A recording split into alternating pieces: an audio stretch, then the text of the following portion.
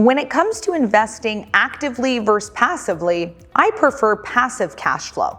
But I know that there's many people who love to do wholesale and fix and flip, and it really gets them excited to take a home and let's just say fix and flip. You know, you buy your home, you renovate it, and you sell it, and you make that big check, that 20 to 100K one time. Woohoo! You made your money. But then what happens? You're out of the job.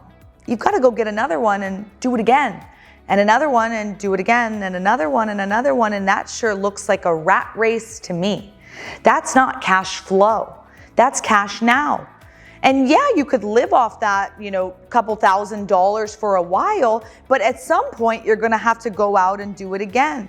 And so I don't like to invest in things that are going to force me to be actively out there, continuously doing the labor, the work over and over again. And unfortunately, in the fix and flip and the wholesale world, that's really what it's all about. And I know a lot of people love that game, and no hate for that game. It's someone's got to do it, right? There's a lot of old homes that need to be renovated, and I'm excited for you if that's something you love to do. But for those of you who want something a little bit more passive, residential assisted living might be something you want to look at. Because owning and operating one of those homes, you might think, how could residential assisted living, senior housing, right? How could that be passive?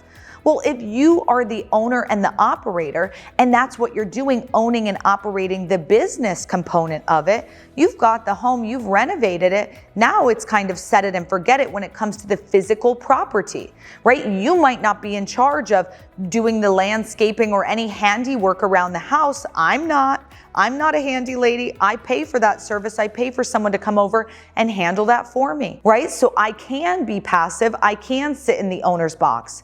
You've hired your staff who's working in the home 24/7, being hands-on with the families and the seniors, and they are actively working in the home. But you, as the owner, maybe running the books, maybe putting out, big fires or dealing with issues as they come up, but it's not a day-to-day job unless you want it to be that way.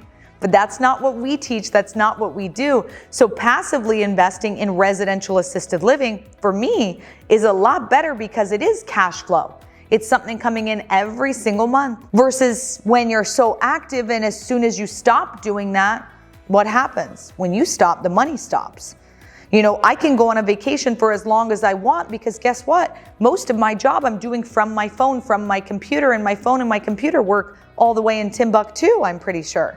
So you can really do this anywhere, and that's something else to consider. When you're doing a fix and flip, you've got to be on site, right? You've got to be there dealing with it unless, again, you have a whole team doing things for you. But for the most part, again, you're very hands-on there. Well, with residential assisted living, you can set it up that you're hands-off. You can be working from anywhere, live where you want, invest where it makes sense. Some of you live in very expensive markets that you might want an assisted living home somewhere else where it's a little bit less expensive. So that's something to consider, is the further away you are, the more chance you have of being even more hands-off because you can't run there at a drop of a hat. So when we talk about active or passive investing, for me, I like passive, but the choice is always up to you.